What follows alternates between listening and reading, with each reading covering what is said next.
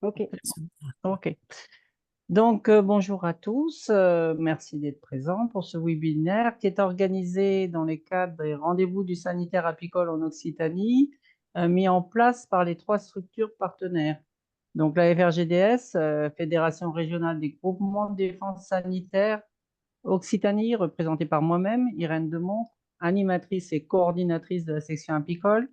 Le GTV, Groupement technique vétérinaire Occitanie, représenté par Virginie Firmin, sa coordinatrice, et par Karine Saget, vétérinaire, responsable de la section apicole et de l'Observatoire des maladies et affaiblissement des abeilles. Sa caméra n'est pas activée, hein, Karine. Et l'ADA, donc Association pour le développement de l'apiculture en Occitanie, représentée ici par sa chargée de mission, Martha Bornati. Tout à fait.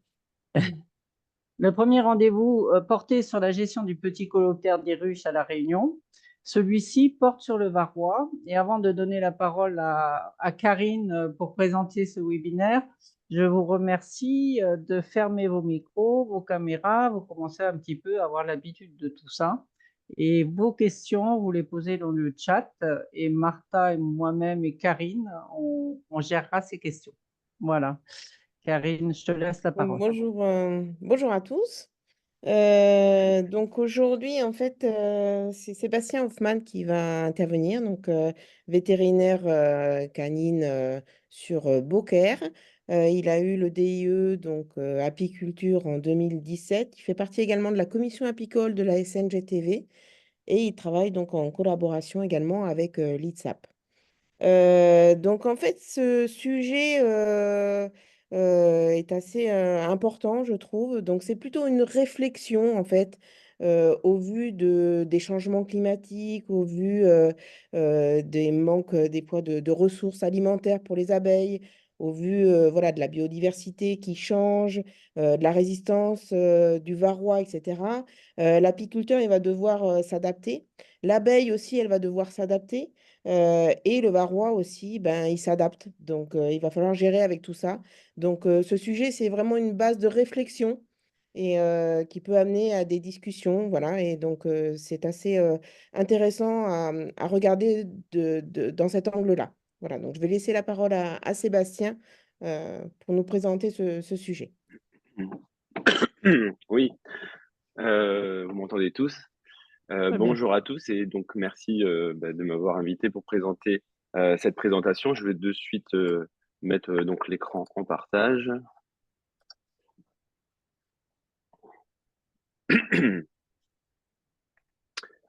Est-ce que vous avez tous? Très bien. Voilà. Parfait.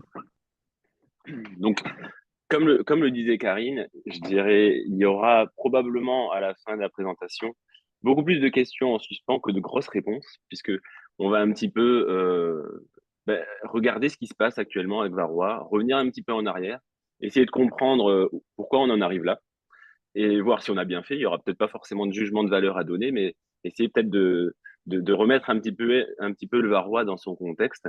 Le varroa étant un parasite, et parfois c'est pas plus mal de regarder comment ça fonctionne un parasite. Et si finalement, ce qui nous arrive avec peut-être des échecs de traitement dans certains coins, ce n'est pas quelque chose auquel on pouvait s'attendre et quelque chose qui est complètement normal. Et comment effectivement on peut peut-être par le futur ne pas oublier bêtement que varroa, c'est quelque chose de vivant, l'abeille, c'est quelque chose de vivant, que la biologie, malgré nos traitements, elle continue d'avancer. Et surtout, il faut se rendre compte que c'est complètement normal. Alors, pour illustrer un petit peu le propos, j'ai utilisé un modèle, c'est-à-dire un modèle un modèle graphique qui va juste nous servir de support pour essayer de comprendre ce qui se passe dans nos colonies. Alors, ce modèle, c'est moi qui l'ai un petit peu modifié en me servant de ce qu'avait déjà fait aux États-Unis Randy Oliver. Donc, ça permet en fait de voir. Donc, vous avez effectivement sur le graphique, vous pouvez paramétrer une colonie. Hein. En jaune, vous avez la population d'abeilles. Hein, c'est cette courbe jaune au fil du temps, puisque en bas, c'est l'échelle du temps, du 1er janvier au 15 décembre. En orange, on va dire, c'est le couvain. Et puis, en courbe rouge et bleue, c'est le varroa. En rouge, c'est la quantité de varroa sur l'année. En bleu, c'est le comptage de varroa phorétique qu'on peut faire en fonction des abeilles. Et puis, on peut y mettre les traitements et puis voir au fil des traitements qu'on met les courbes de varroa diminuer. Voilà. On peut effectivement aussi changer un petit peu, paramétrer les pourcentages d'efficacité des traitements. On peut modifier la quantité de varroa au 1er janvier. On peut modifier un petit peu la manière dont varroa se reproduit. Et puis, ça permet effectivement de faire des petites hypothèses et de voir un petit peu comment ça peut fonctionner sur le terrain. Et puis, on arrive à N+1 au 1er janvier, si vous regardez, au nombre de varroa l'année N+1. Donc là, j'ai simulé tout bêtement 10 varroa au 1er janvier dans une ruche avec une rupture de ponte hivernale. On a mis un apivar avec, vous avez le taux d'efficacité en bas de 90%, ce qui est pas énorme. Mais comme on part que de 10 varroa au 1er janvier, on arrive à 40 varroa au 1er janvier de l'année d'après. Voilà. Donc, comme dit, c'est juste un modèle, c'est juste pour avoir une petite présentation ludique et pédagogique. L'avantage, c'est qu'on peut un peu paramétrer et jouer avec. On peut faire des simulations de traitement, on peut même encager les rennes, voilà. Mais voilà.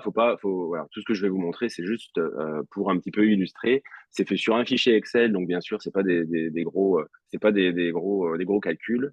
Voilà. Et puis surtout, faut penser à paramétrer sa colonie. Hein, là, sur la colonie que je vous ai montrée, c'est une colonie image d'Épinal. Je pense qu'en fonction des endroits où vous êtes, vous n'avez pas toujours ces courbes-là.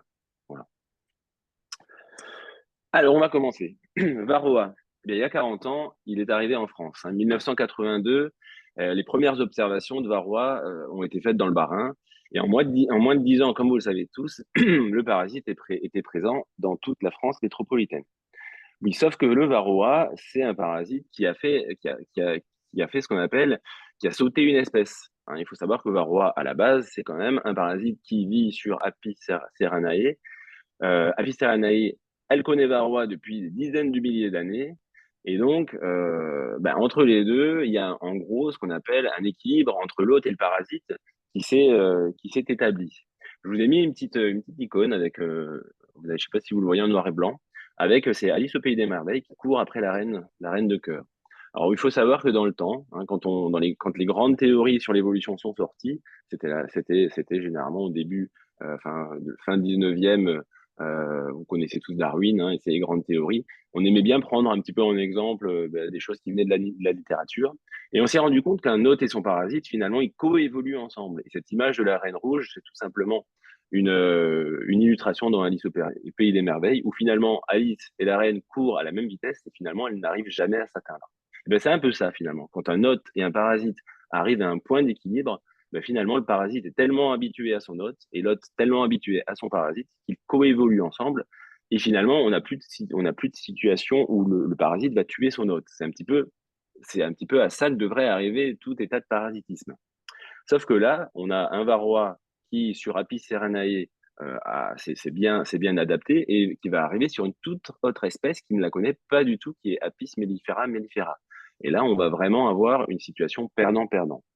Alors, on ne sait pas vraiment encore pourquoi, mais il faut savoir que chez Apis ceranae, le varroa ne tue pas systématiquement les colonies, puisque on pense qu'Apis ceranae a tendance à beaucoup plus facilement détecter le varroa, aussi bien le varroa phorétique que le varroa à l'intérieur du couvain. On pense aussi que le varroa chez Apis ceranae a beaucoup plus de mal de se développer dans le couvain d'ouvrières. C'est la raison pour laquelle il a tendance à se multiplier que dans le couvain de mâle. Donc forcément, vous savez tous que le couvain de mâle, si on en perd une petite partie, c'est beaucoup moins grave que si on perd du couvain d'ouvrière. Donc là, sur Apis mellifera, on a ce varroa qui arrive et on a une situation perdant-perdant. On n'a pas le gain de ces dizaines de milliers d'années d'évolution qui ont fait que les deux se connaissent bien. Donc, qu'est-ce qui s'est passé? Alors, on a 50 varroa au 1er janvier, et puis qu'est-ce qui se passe? On a du couvain qui arrive, le varroa qui se multiplie dedans. Et qu'est-ce qu'ils ont vu nos apiculteurs à l'époque sur des ruches qui allaient très bien, sur lesquelles ils mettaient d'année en année 3-4 os? Pour eux, une ruche, c'était quelque chose d'immortel. Pour la première fois, ils voyaient des colonies mourir les unes après les autres.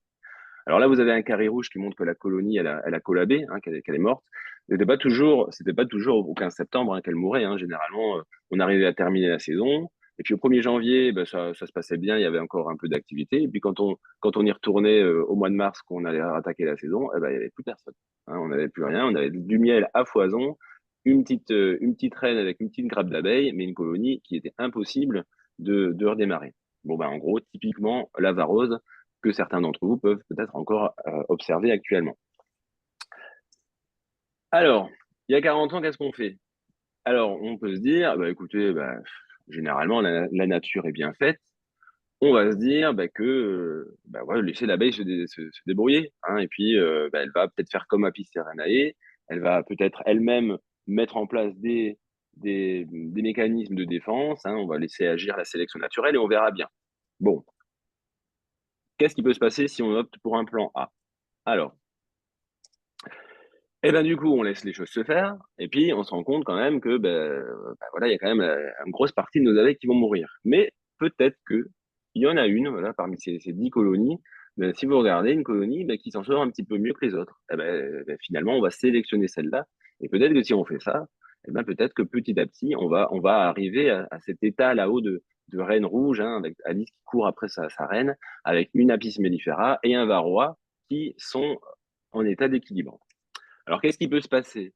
Peut-être que tout simplement, l'abeille, elle va réduire son temps d'operculation. Alors, attention, tout ce que je dis là, c'est du finalisme. Hein. Il faut savoir qu'en biologie, on ne parle jamais de finalisme. C'est une notion que Darwin a très bien mise en évidence.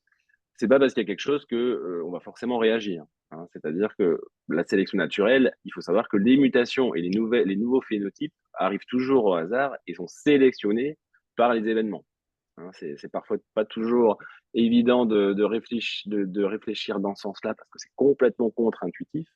Mais en gros, c'est pas parce que les arbres sont hauts que les girafes, elles ont un grand cou. C'est parce qu'elles ont un grand cou qu'elles sont toujours là. On n'a pas vu toutes les girafes qui ont des petits coups, tout simplement parce que la sélection naturelle les a fait disparaître.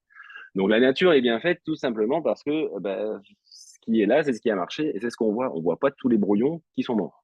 Voilà. Je ferme la fenêtre du finalisme, mais en gros, on peut éventuellement imaginer que dans le lot, on va avoir des abeilles donc, qui vont réduire leur temps d'operculation. Donc forcément, on aura moins de varroas qui vont sortir. Donc celles-là, elles vont être sélectionnées.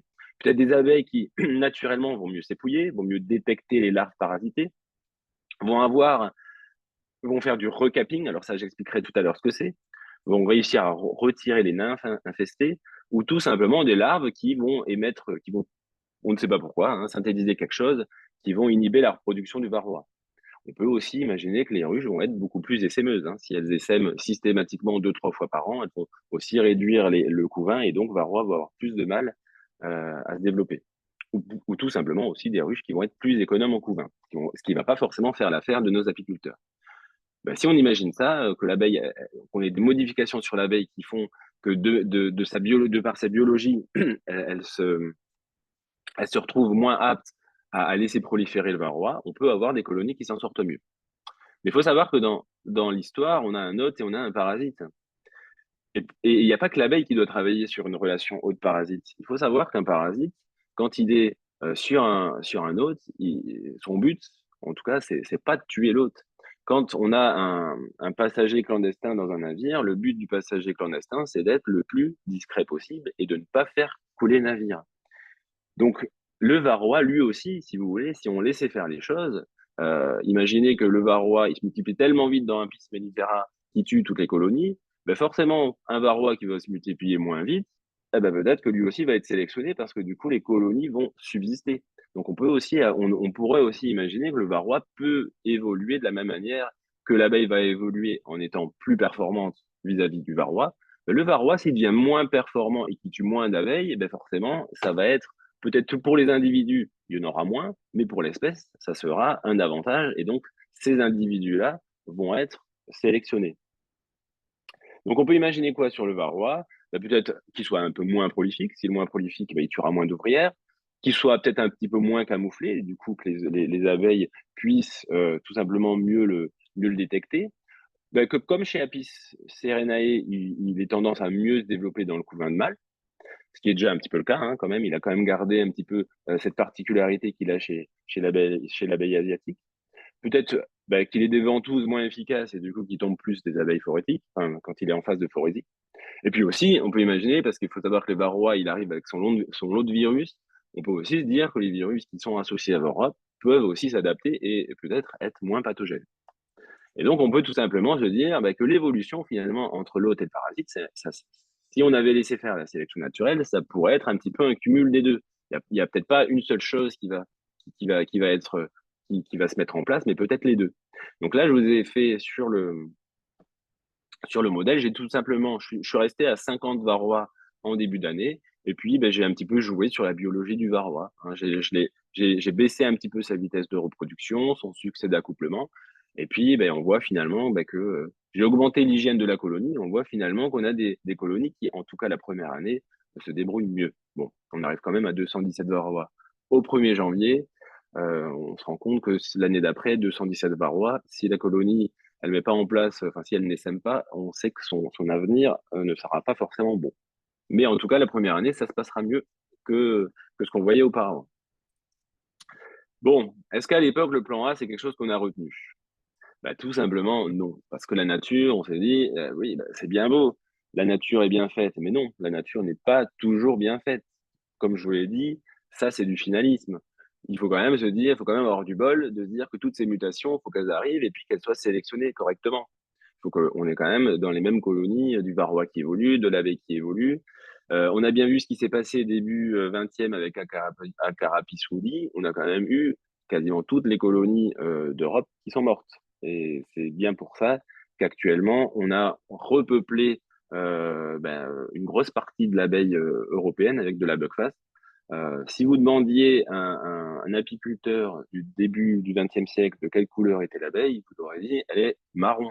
Maintenant, vous lui demandez, elle va vous dire elle est orange et marron. Ah oui, tout simplement parce que on a sélectionné des abeilles qui étaient résistantes à Acarapis woolly et puis aussi qui étaient plus productrices, euh, plus douces, en faisant appel un petit peu à l'italienne. C'est le père Adam qui a créé la race Buckfast.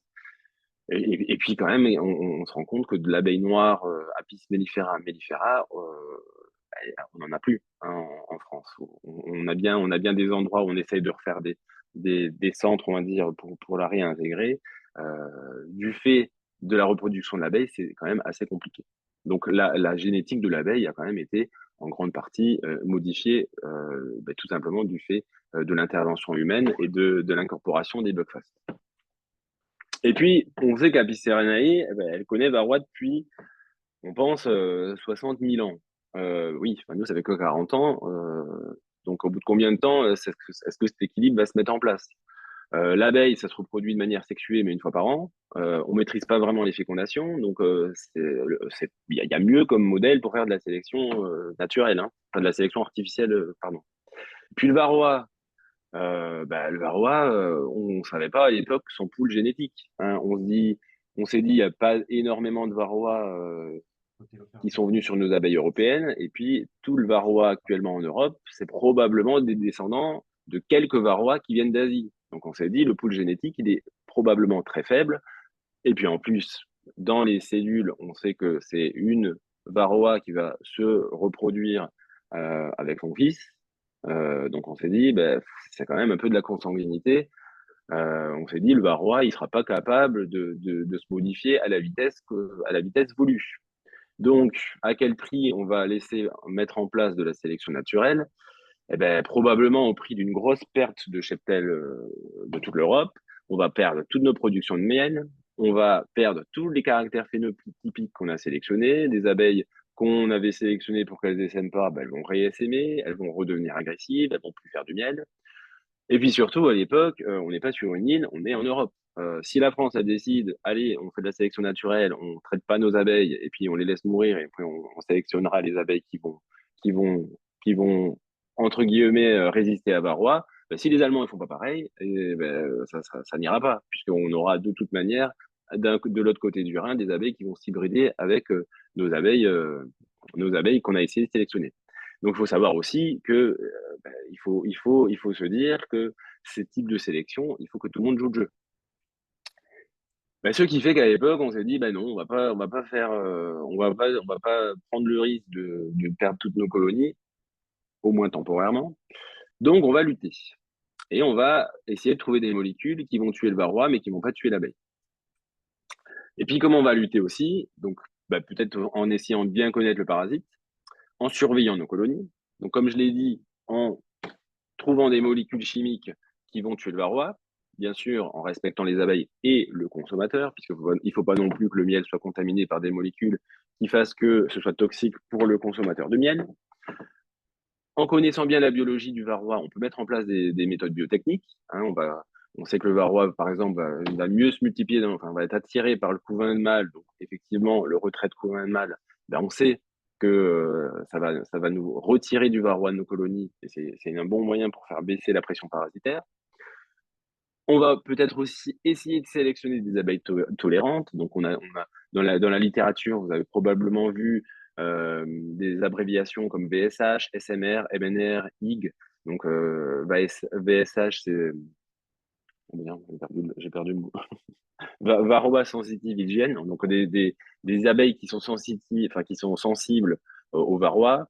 SMR, c'est un phénotype suppression meat reproduction, donc où on va avoir des colonies dans lesquelles le varroa ne se multiplie pas bien, qui peut être remplacé dans certaines publications par le meat non-reproduction, puisqu'on se rend compte que parfois c'est pas seulement, parfois c'est un petit peu justement un mélange entre l'abeille et le varroa. Donc ça c'est juste une différence pour les scientifiques, hein, la différence entre SMR et MNR, ou tout simplement le caractère hygiénique de l'abeille, hein, où on se rend compte que c'est des abeilles qui vont mieux nettoyer le couvain qui est mort. Hein, donc VSH, c'est vraiment des abeilles qui vont détecter le varroa à l'intérieur enfin, sous l'opercule, et hygiène, c'est tout simplement des abeilles qui vont retirer les nymphes qui sont mortes, et donc bah, si elles retirent, elles les operculent et elles mettent tout dehors, et donc ça permet aussi d'une certaine façon d'éliminer du varroa. Après, on peut aussi imaginer des méthodes physiques, comme éventuellement la température. Et puis surtout aussi, je l'ai évoqué tout à l'heure, il faut que tout le monde joue le jeu, donc il faut de la cohésion. Hein, et c'est là qu'on a mis en place des organismes comme la FNOSAD, des OVS, hein, comme les GDSA qui sont sous l'égide maintenant en Occitanie de GDS. Et puis bientôt le PESIC, hein, qui sera le programme d'intérêt collectif pour essayer de gérer le varroa, non pas à l'échelle individuelle, puisque comme vous le savez, le varroa ne peut facilement passer d'un rucher à l'autre. Donc, si on n'a pas quelque chose de coordonné, ben, toutes nos luttes sont inefficaces.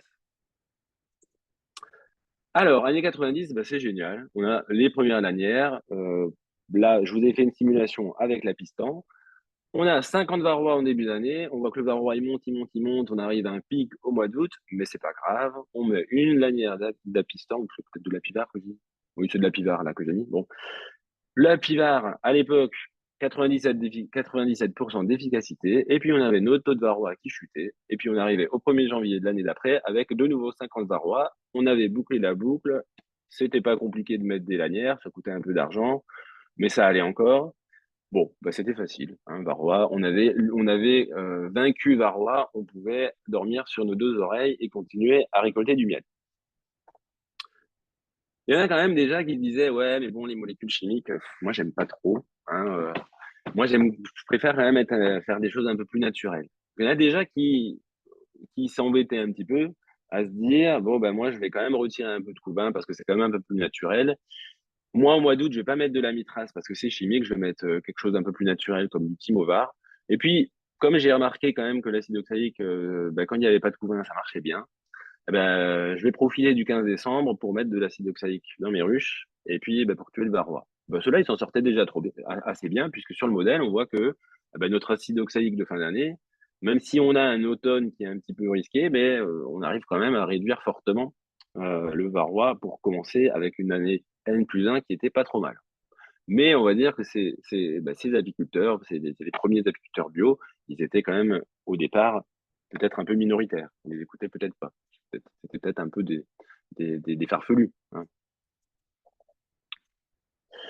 Bon, on en est où notre évolution? Elle est où notre ruche qui tout à l'heure, elle se démerdait toute seule, pardon, elle se débrouillait toute seule avec varroa. Eh ben, on la trouve plus puisqu'elle est noyée finalement dans tous les autres qui finalement s'en sortent aussi puisqu'on les a aidés. Donc notre coévolution, elle est complètement, elle n'est plus là. Notre haine rouge, elle ne se mettra pas en place, ça c'est sûr, parce qu'on a complètement, il n'y a plus de pression de sélection sur l'abeille. Alors il n'y a plus de pression de sélection sur l'abeille, certes, mais il y a une grosse pression de sélection sur le varroa. Et alors là, je vous ai fait une petite diapo où on peut se dire que tout simplement, il y a 30 ans, le varroa a vu apparaître les lanières et pour lui, ça a été le traumatisme. Et donc, ce qu'on aurait espéré, ce qui se passe sur l'abeille avec notre sélection naturelle, c'est nous, on a créé une pression de sélection sur le varroa. Et il aurait quand même fallu, on aurait pu espérer que nos molécules chimiques, jamais il n'y ait de résistance, ou que le varroa ne réagisse pas, parce qu'on se disait, ce pauvre varroa, il a très peu de gènes, il ne saura pas évoluer. En plus, il se multiplie toujours c'est toujours la mère qui fait un fils, qui se multiplie après, enfin, c'est une fécondation entre guillemets entre frères et sœurs. Donc on se dit c'est consanguin, ça va pas pouvoir évoluer, ça sera toujours le même, ça sera toujours des clones. Eh ben non, on s'est rendu compte que finalement le varroa, il a su évoluer et assez rapidement, il a su mettre en place des mécanismes de défense. Mais alors c'était quand même, il faut se dire que ça aurait quand même été assez, on aurait quand même eu énormément de chance que ça n'arrive pas puisque ça arrive partout. Qu'on utilise des antibiotiques, les bactéries, elles mettent en place des mécanismes de résistance. Les produits phyto, c'est pareil. Le frelon, c'est pareil. On disait à l'époque, le frelon asiatique, il y a probablement une fondatrice qui est arrivée, donc un pool génétique très faible, ça n'évoluera pas, donc ça va s'auto-sélectionner tout seul. Bientôt, on n'aura plus de frelon asiatique, ça va se mourir tout seul parce qu'il y aura de la consanguinité. Et bien finalement, non. On se rend compte que là, finalement, la nature, elle a quand même trouvé son chemin. Donc là, j'ai pris 95, j'ai simulé avec un apistan. On a toujours 50 varrois au 1er janvier, puisque pendant longtemps, les 50 varrois au 1er janvier, ça a été la règle, il faut le rappeler. On disait que 50 varrois au 1er janvier et tout se passait bien. On met un apistan et qu'est-ce qui se passe? L'an dernier, l'apistan, ça marchait très bien. Et puis cette année, l'apistan, ça n'a pas marché. J'ai perdu toutes mes colonies. Parce que l'apistan qui avait 95% d'efficacité, n'en a plus que 60. Et 60% sur une colonie qui est hyper infestée au mois d'août, 60%, c'est presque rien. Et donc, on va avoir nos colonies qui vont mourir. Et clairement, on a déjà mis en évidence à l'époque une résistance avérée au tofluvalinate par une modification des canaux sodium chez varroa. Et il faut savoir que cette modification de canaux sodium vaut aussi pour toutes les autres molécules de la famille des pyréthrinoïdes, donc la deltamétrine ou la flumétrine également. Pardon, c'est la flumétrine, c'est pas la deltamétrine. Et puis on peut aussi se dire que le varroa, il a peut-être pas seulement changé physiquement ses canaux sodium, il a peut-être aussi, on lui a mis une pression de sélection, lui il veut s'en sortir. Encore une fois, là c'est du finalisme. Et peut-être qu'aussi il y a d'autres choses qui ont changé. Peut-être que là, j'ai pris l'exemple de l'amitrase. Alors l'amitrase, on a aussi des résistances. Alors peut-être pas des résistances aussi fortes et aussi rapidement fortes que sur le tofluvalinate. Là, par exemple, j'ai simulé une efficacité de 90%, alors qu'on était à 97. 90%, on peut se dire, c'est encore pas mal. Et pourtant, notre colonie, qui allait très bien tout à l'heure, elle crache, elle meurt. Parce que j'ai un petit peu modifié aussi à gauche la biologie du varroa. Vous vous rappelez tout à l'heure, on se disait qu'avec une sélection naturelle, le varroa, il allait peut-être baisser sa vitesse de reproduction. Oui, mais là, on lui a mis une pression de sélection qui va le tuer. Donc, il va augmenter peut-être sa vitesse de reproduction. Alors, tout ça, c'est des hypothèses. Ça n'a jamais été réellement prouvé. Mais on peut se dire que le varroa va peut-être se multiplier un chouïa plus vite dans nos ouvrières et donc, il va mieux s'en sortir. Vous mettez avec ça un apivard un petit peu moins efficace, et qu'est-ce qui se passe? Il en faut pas beaucoup pour que nos colonies qui allaient très bien tout à l'heure, ils n'aillent plus bien du tout. Et donc, nos seuils de 50 varrois au 1er janvier, il va falloir les revoir et se dire que 50 varrois qui ont très bien fonctionné pendant 15-20 ans, au 1er janvier, ça n'est plus bon. Maintenant, il va falloir avoir des varrois qui avoisinent le zéro pour que nos anciennes méthodes, avec notre lanière unique, fonctionnent toujours. Alors, qu'est-ce qui a changé? Je l'ai déjà évoqué. Le varroa qui est de plus en plus adapté à notre lutte. Des mutations génétiques, on sait ça existe, hein, on sait que pour le tofluvalinate, on peut les détecter.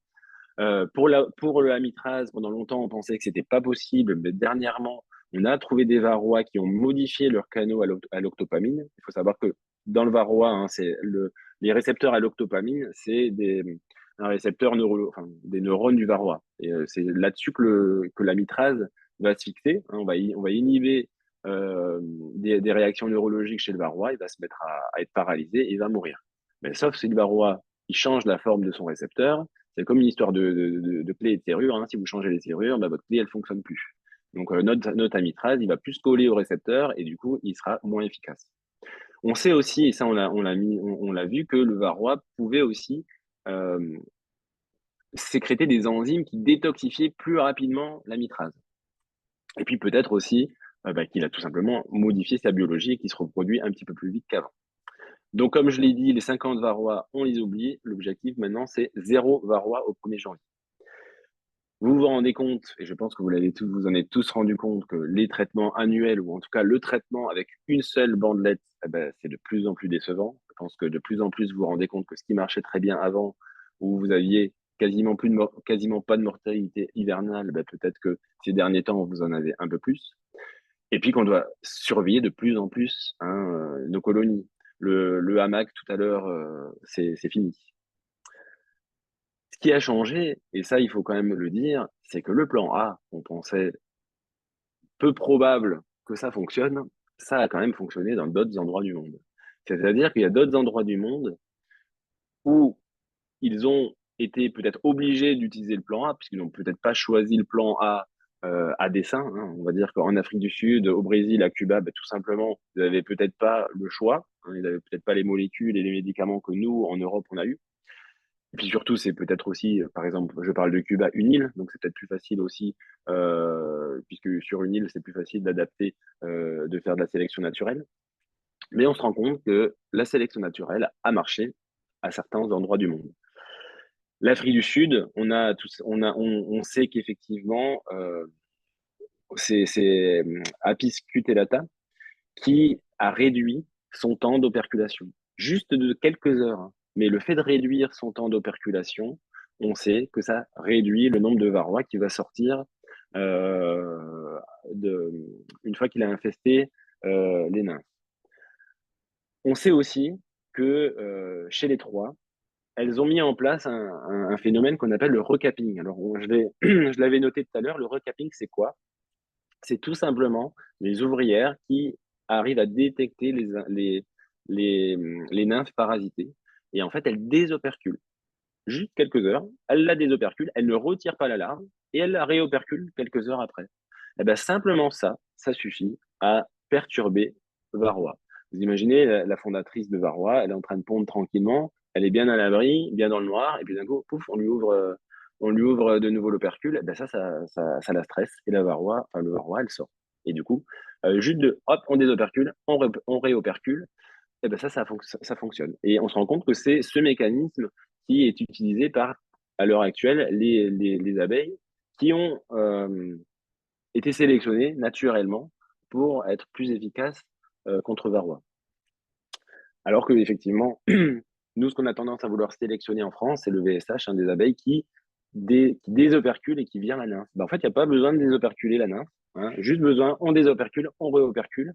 Elles ont trouvé à le faire toutes seules. et ça fonctionne. Ce qui n'a pas changé en 30 ans, et ça, je pense que c'est écrit en petit. Je pense qu'il y aura des questions à la fin du PowerPoint, mais je vais toujours en revenir à ces 3 lignes. Ce qui n'a pas changé, c'est que certaines molécules conservent, et j'ai mis encore en parenthèse, leur efficacité d'origine. On parle là des acides oxaliques. Pour le moment, acides organiques, pardon. Pour le moment, l'acide oxalique, l'acide formique n'ont pas encore, on n'a pas encore détecté de grosses résistances comme on l'a détecté sur les molécules de synthèse. Alors, est-ce que c'est lié à leur mode, on va dire, d'action qui peut être plus physique que chimique, qui va peut-être plus être lié à une modification du pH, et que du coup, le varroa peut-être est plus sensible à ces modifications du pH. Voilà. Mais pour l'instant, ces molécules-là, et on espère, mais peut-être que je me trompe, que ça restera comme ça. Mais encore une fois, si vous avez compris, il n'est pas impossible que le varroa trouve des moyens aussi pour tout simplement On peut imaginer qu'il modifie ses ions, ses canaux H+, et qu'il arrive tout simplement à plus éliminer l'acidité et qu'ils deviennent plus tolérants aux acides organiques. Donc, c'est une possibilité, mais pour le moment, ça fonctionne encore. Retenez aussi que le varroa a toujours besoin du couvain pour se multiplier. Donc, les colonies les plus populeuses, les colonies qui sont hyper belles au mois de juin, c'est les colonies qui ont le plus de varroa. C'est celles-là qui font le plus survivre. Et on a souvent des visites où on nous dit, ouais, mais je ne comprends pas, c'était la plus belle. Et puis, elle allait encore très bien. Poum, en quelques semaines, il n'y a plus personne dedans. Et oui, tout simplement parce que faut se dire que la colonie à temps zéro, enfin, la colonie à M moins plus 1, c'est l'état du couvain actuel. Et en fait, c'est pas parce qu'il y a énormément d'abeilles que si le couvain il est énormément parasité, et ben notre colonie dans quelques semaines, elle va être catastrophique. Et surtout, les traitements sont toujours plus efficaces hors couvain. Trop souvent, je dirais, on entend, des traitements qui sont faits avec du couvain. Alors, je sais qu'on a des spécialités qui ont dans leur AMM des traitements avec couvain, hein, je le citerai pas, mais on sait qu'on a des AMM avec, par exemple, des traitements au printemps où il faut répéter les applications plusieurs fois. Je dirais, je comprends, enfin, voilà, je veux pas le dire, mais je pense tout sincèrement que tous les traitements qui sont faits en présence de couvain sont aléatoires. Ne vous fiez pas à ça. Un traitement efficace doit se faire hors couvain. Il faut réfléchir comme ça. Parce qu'il ne faut pas tabler sur un traitement qui sera fait avec couvain, même en répétant, les résultats vont être aléatoires. Voilà. Donc, je sais qu'il y a des AMM qui sont faites. Voilà. Alors, pourquoi pas, hein, si on n'a pas le choix, si on ne sait pas encager les rênes ou des choses comme ça, je veux bien qu'on répète des traitements avec couvain. Mais attention, se dire, oui, j'ai traité avec couvain, les résultats seront aléatoires. Donc, ces 3 phrases, retenez-les bien, parce que c'est là-dessus, sur cette triade, que probablement, pendant un temps, vont se jouer tous nos traitements du futur. Donc, qu'est-ce qu'on est obligé de faire maintenant? Je vous ai dit, les 50 varroa au 1er janvier, on oublie. Alors là, j'ai pas mis 0 parce que ça serait illusoire d'en avoir 0, j'en ai mis que 20. On se rend compte que quand on met notre apivar au 15 août, ben on a une baisse d'efficacité de la mitrage, j'ai mis à 90%. Hein. On a déjà quand même une colonie qui s'en sort mieux parce qu'on a moins de varroa au 1er janvier. Et puis généralement, pour avoir moins de varroa au 1er janvier, maintenant, on est quand même obligé d'utiliser un second traitement. Et généralement, ce que font la majorité, quand ils sont encore en conventionnel, c'est le traitement automnal. Et puis, on espère avoir une rupture de ponte en fin d'année et on fait un traitement à base d'acide oxalique. Je dis on espère avoir une rupture de ponte parce que c'est pas toujours le cas. Et puis, vous vous rappelez, tout à l'heure, je parlais de ceux qui finalement étaient un petit peu les incompris de l'époque. Et ben finalement, eux, ils sont sur les invariables, ils sont sur ce qui n'a pas changé. Ils enlèvent du couvain, ça n'a pas changé, le varroa, il est toujours dans le couvain de mâle. Comme je l'ai dit tout à l'heure, ils font un encagement, par exemple, au mois de juillet. Vous avez vu, j'ai simulé, je ne sais pas si vous voyez ici, un encagement de la reine. Donc, on se retrouve 3 semaines après sans couvain. Et ben, on en profite pour mettre un peu d'acide oxalique. Et là, on a une efficacité redoutable puisqu'on a le taux de varroa qui chute énormément. Et puis, on en profite de nouveau au mois de décembre. On a une rupture de ponte naturelle. Et ben, du coup, on remet un petit coup d'acide oxalique et puis on refait baisser notre taux de varroa. Je ne sais pas si vous avez vu, hein, mais là, je suis parti à 50. Hein, je ne suis même pas parti à 20. Et j'arrive à 9 varroa en fin d'année. Même si les chiffres, je vous ai dit, c'est complètement illusoire. Voilà, mais ça montre quand même que c'est une technique qui fonctionne bien à l'heure actuelle, mais qui va nécessiter forcément deux passages de la colonie sans couvain. Alors, j'ai parlé longuement des choix du varroa, mais qu'est-ce qui se passe aussi? C'est quoi nos autres choix et qu'est-ce qui s'est passé depuis 30 ans? Parce que la situation à l'heure actuelle, elle est différente. Ça fait 30 ans de plus de domestication d'Apis mellifera, 30 ans de sélection d'une abeille qui on veut de plus en plus prolifique, de moins en moins agressive, de moins en moins essaimeuse, mais aussi de moins en moins probablement hygiénique, puisqu'on fait tout à sa place, hein, puisqu'on lui supprime le varroa. Donc en fait, on se retrouve avec des abeilles, et vous l'avez très bien vu probablement le mois dernier, qui sont complètement anthropodépendantes. Il y a 100 ans, avant qu'on utilise les buckfast et les souches importées d'abeilles à grande échelle, qu'est-ce qui se passait? Eh ben, on avait dans chaque vallée des abeilles qui étaient adaptées à la vallée. Et puis vous alliez dans la vallée d'à côté, vous aviez une abeille qui était adaptée à la vallée d'à côté, qui était adaptée aux fleurs qu'on trouvait dans les vallées, qui était adaptée au climat de la vallée. Mais là, on a une abeille qui, en gros, est la même partout en France. Hein, une buckfast qu'on achète chez un producteur et qu'on met en Bretagne, ça sera la même que celle qu'on va mettre en Alsace et celle qu'on va mettre dans le sud de la France. Donc, si on a une grosse famine et qu'on met pas du sirop, eh ben, la buckfast, eh ben, elle va pas aimer du tout. Hein, et je pense que ces derniers temps, vous en avez peut-être fait les frais. Donc, on a des abeilles qui sont complètement anthropodépendantes. Sans l'homme, elles ne s'en sortent plus. Il faut savoir que les abeilles à l'état féral, hein, il y a une étude en Allemagne qui est sortie l'an dernier, où ils se sont amusés à regarder, enfin, ils ont essayé de trouver les abeilles, les colonies qui vivaient à l'état féral, c'est-à-dire les essaims qui vivaient à l'état naturel. Ils en ont trouvé pas mal, je ne sais plus dans quelle ville c'était, mais ils se sont rendus compte que la plupart des abeilles qui vivaient à l'état féral, ben, les reines étaient marquées. Ce qui veut dire que c'était des abeilles, tout simplement des essaims de l'année, qui venaient d'abeilles, qui venaient de colonies d'apiculteurs, mais ils ont trouvé très peu de colonies dont les reines étaient plus vieilles qu'un an. Quasiment toutes les reines étaient marquées. Tout simplement parce que à l'état sauvage, nos abeilles n'arrivent plus à vivre. Parce qu'on les a rendues trop dépendantes de l'homme. C'est comme si vous prenez une Prim Holstein, hein, vous savez, ces vaches qui font 30 litres de lait par jour, bah, vous la mettez en pâture, eh ben, elle va pas s'en sortir. Parce que si elle n'a pas ces concentrés, si vous voulez, on a créé des machines qui font que sans l'homme, sans lui apporter des concentrés, eh ben, ces vaches, elles peuvent plus s'en sortir. Voilà. C'est un petit peu, le défaut de nos sociétés qui sont trop productives, hein, peut-être. On a aussi une grosse baisse de la biodiversité. Hein. On a une grosse baisse de la diversité pollinique. Il faut savoir aussi que s'il y a moins de pollen, si le pollen est moins varié, on a aussi une immunité qui est moins bonne, puisqu'il faut savoir que le système immunitaire de l'abeille est basé sur, comme sur le système humain, hein, sur des protéines. Les anticorps, ce sont des protéines. Et donc, si on n'a pas un bon pool d'acides aminés pour fabriquer des protéines, on va avoir une immunité de moins bonne qualité. Alors là, je l'ai mis aussi, j'ai mis Internet. Et oui, pourquoi? Parce que on a beaucoup de publications scientifiques. Et puis, c'est généralement noyé souvent par de l'empirisme. Hein. C'est-à-dire que les publications scientifiques, ça ne fait pas toujours plaisir. Alors, on va sur les forums. Puis on se dit, ah, tiens, lui, il a fait ci. Tiens, je vais essayer ça. Voilà. Et puis, du coup, ça aboutit parfois à des multiples pratiques qui sont pas toujours idéales et qui vont pas forcément dans le bon sens. Et puis, en dernier point, le réchauffement climatique. Il faut savoir que les hivers sont de moins en moins rigoureux, donc on va avoir de moins en moins d'arrêts de ponte naturels. Ça a aussi un impact sur les floraisons. Hein. Donc, comme j'ai dit, on va avoir des qui sont plus du tout au même endroit, donc encore une fois, moins de pollen et donc peut-être aussi une baisse de l'humidité.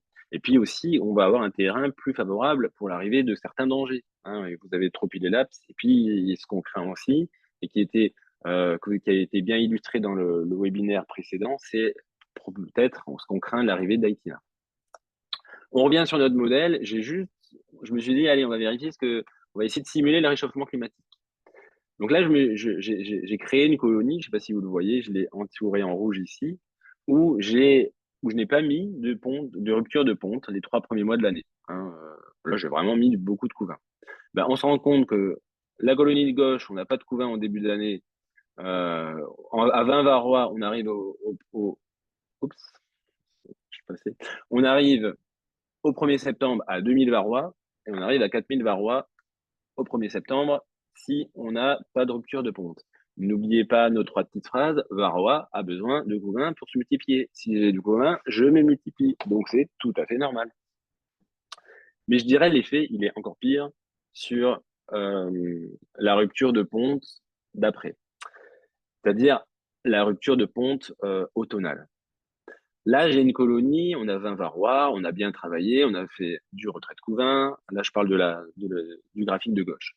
On a encagé nos reines, on a mis de l'acide oxalique, et puis après, on a une rupture de ponte, on remet de l'acide oxalique. Génial, on arrive à 4 varrois l'année d'après. Et bien, si vous regardez à droite, je n'ai pas créé de rupture de ponte. Eh bien, le varroa, même quand on va mettre notre acide oxalique au mois de décembre, eh bien, on passe de 4 varrois sur le modèle gauche à 280 et quelques varrois sur le modèle de droite. Et oui, parce que je vous ai dit, on a traité sur une colonie qui avait encore du couvain. Alors, sur le moment, hein, vous voyez, la colonie, elle passe l'hiver, mais l'année N+1, si on part à 286 varrois, ben, on va essayer de faire la même chose. On va faire un retrait de couvain au printemps, ça se passe bien. Et puis, on va arriver à l'été, on aura beaucoup trop de varrois. Donc, notre traitement précédent d'acide oxalique qui a été fait en présence de couvain, il a été complètement aléatoire. Donc, ça rejoint un petit peu ce que j'ai dit tout à l'heure. Et donc, ce réchauffement climatique, il risque de nous poser problème, puisque ce qu'on fait actuellement en espérant une rupture de ponte hivernale, ben, c'est sûr que si on continue à avoir des années où il fait 15 degrés à Noël, eh ben, on n'aura plus de rupture de ponte hivernale. Et donc, on n'aura plus de moment où il y a une pause naturelle de couvain et donc où le varroa ne se multipliera plus.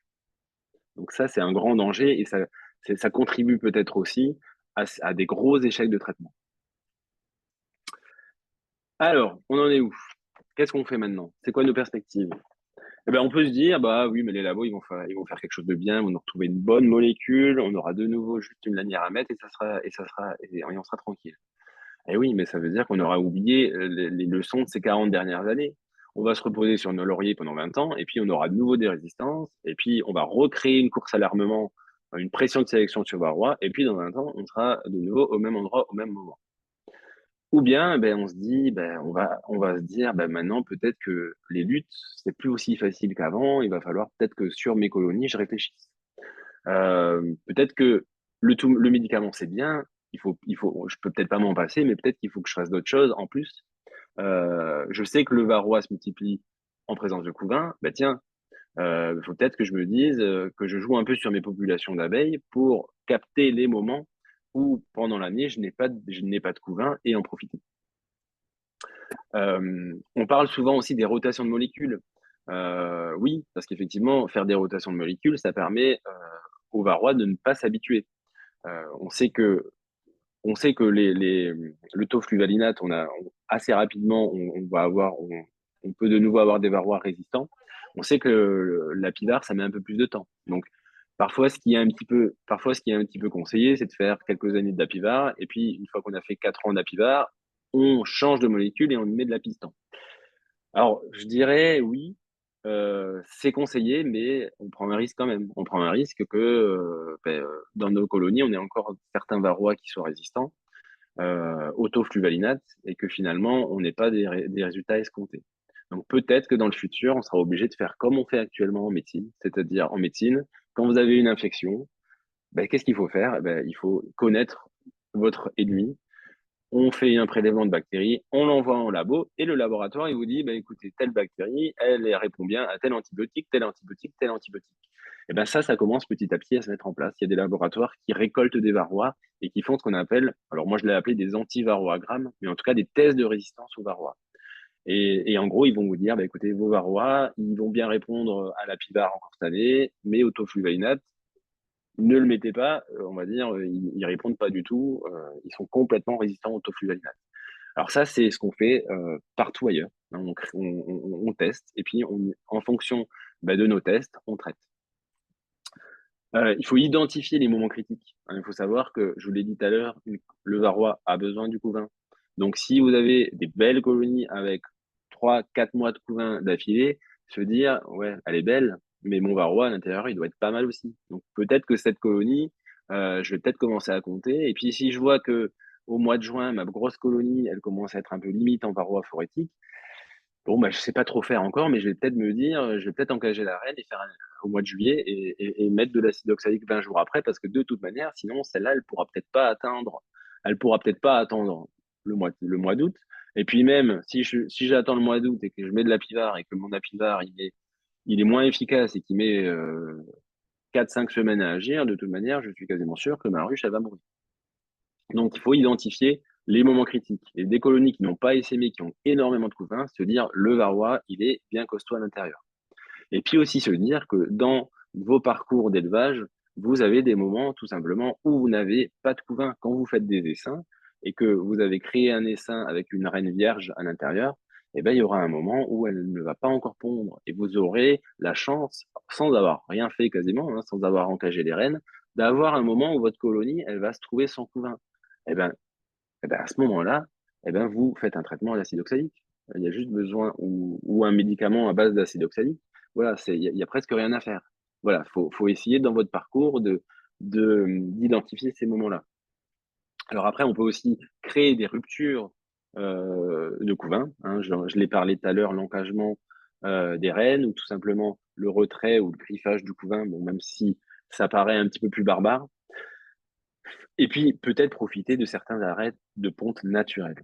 On a certaines mielées qu'on sait qu'elles sont bloquantes, hein, notamment la lavande. On sait que sur les mielées de lavande, des fois, on a des telles rentrées de nectar qu'il n'y a plus de place pour pondre. Et dans ce cas-là, on va avoir un arrêt de ponte. Puis, on peut aussi avoir des blocages de ponte en saison. Alors, l'effet pervers du réchauffement climatique, c'est que des fois, on n'a plus de rupture de ponte hivernale, mais de plus en plus, on commence à observer des ruptures de ponte estivales. Et effectivement, on a pas mal d'apiculteurs, et surtout dans la région où je suis, puisque moi, je suis à Beaucaire, donc je suis quand même un petit peu plus au sud peut-être que certains d'entre vous. Et bien, au mois d'août ou fin juillet, quand on regarde nos colonies, elles font vraiment, vraiment peur. C'est-à-dire, on n'a plus de couvain, plus rien. Et ben ça, de plus en plus, on l'observe. Ou alors, elles ont allez, un petit carré de couvain et trois alvéoles qui se battent en duel. Ben, à ce moment-là, c'est peut-être idéal de gratter un peu le couvain qui reste et de mettre et de faire un passage avec une molécule, enfin un médicament à base d'acide oxalique. Et puis surtout, encore une fois, tout seul, on n'est pas grand-chose. Ne pas hésiter à unir nos compétences. Vous avez le GDS et les TSA qui sont là. Pour certains aussi, les ADA qui, effectivement, sont hyper compétents et qui peuvent vous aider sur la zootechnie, hein. Avec l'ITSAP, on a expérimenté justement sur le Varroa. C'était une expérimentation qui s'appelait WinVar.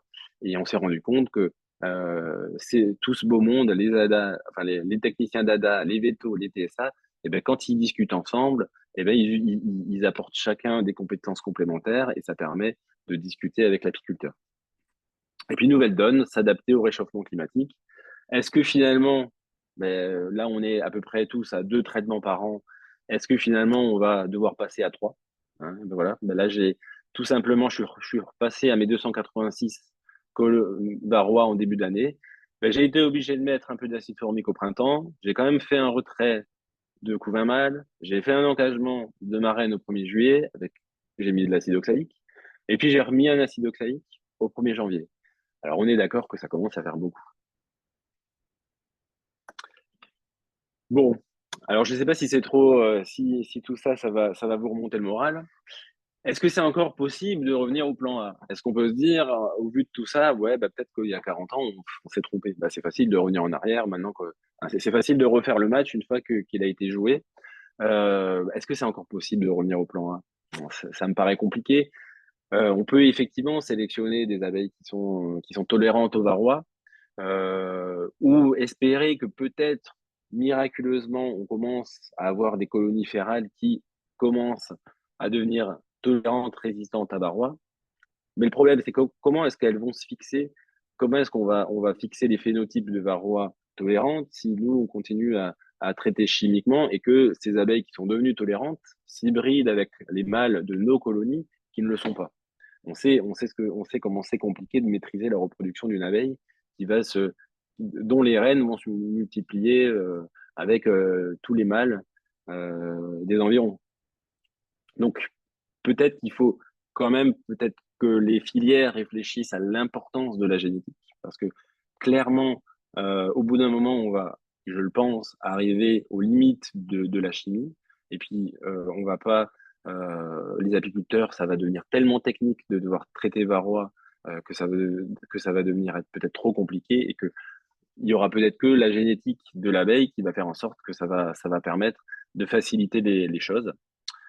Mais ça voudra peut-être dire aussi qu'on aura des abeilles qui vont peut-être plus essaimer, moins produire, être moins entrepôt-dépendantes. Mais est-ce qu'on est prêt à faire ça?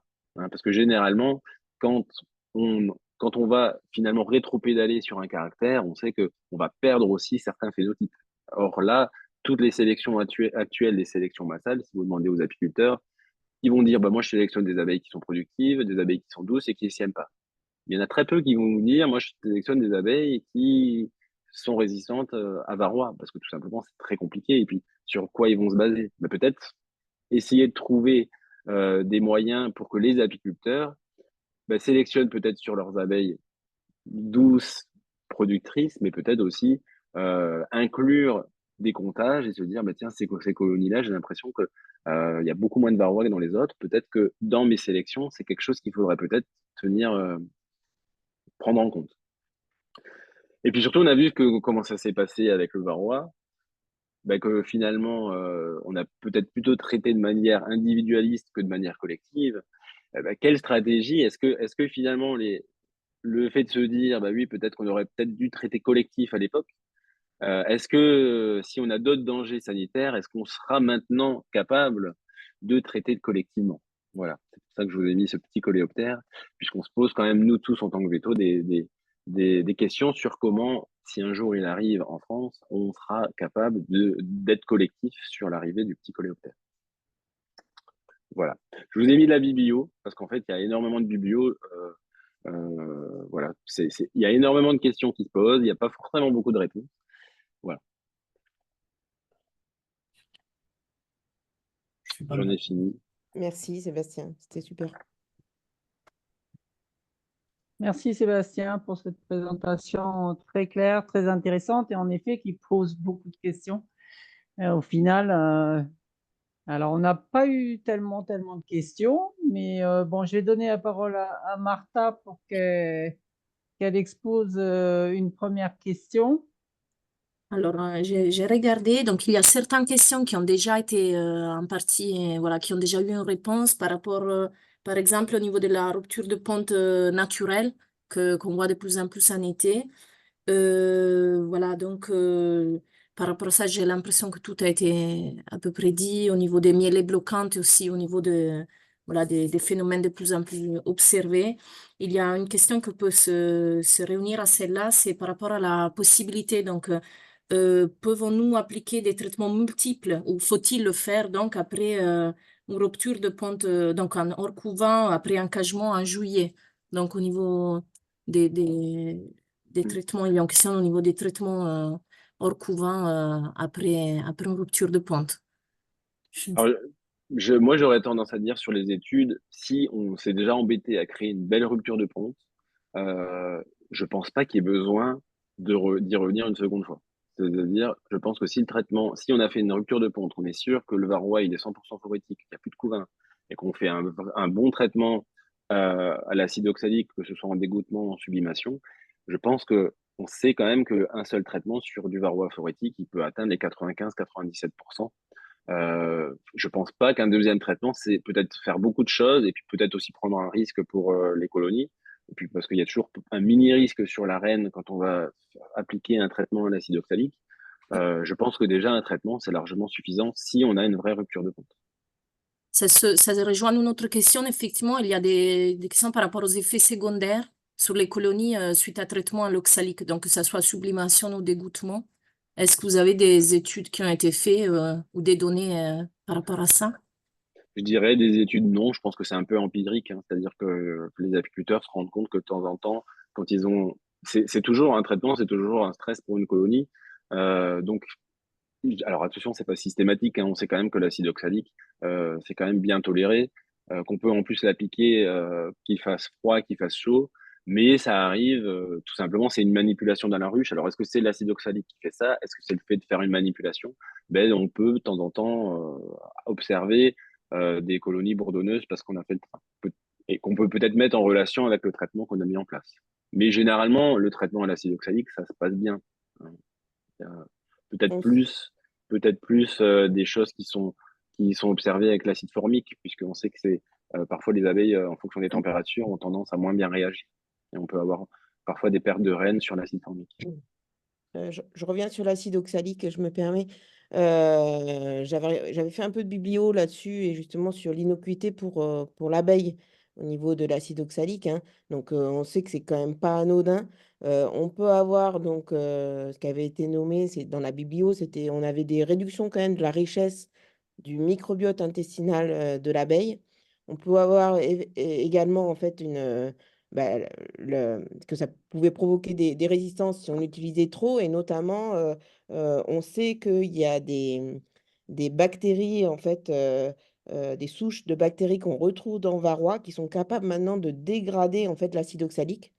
Donc, ils vont, petit à petit s'adapter, et puis on a aussi des innocuités, pas toujours, super pour le couvain. On a un effet sur le couvain avec des mortalités de larves entre 5 à 13% quand même. On a des répercussions pathologiques aussi sur l'abeille et notamment sur les tubes de Malpighi. C'est quand même des acides, hein, donc c'est pas anodin. On a des effets sur les ouvrières aussi avec des baisses d'activité, des baisses de la longévité.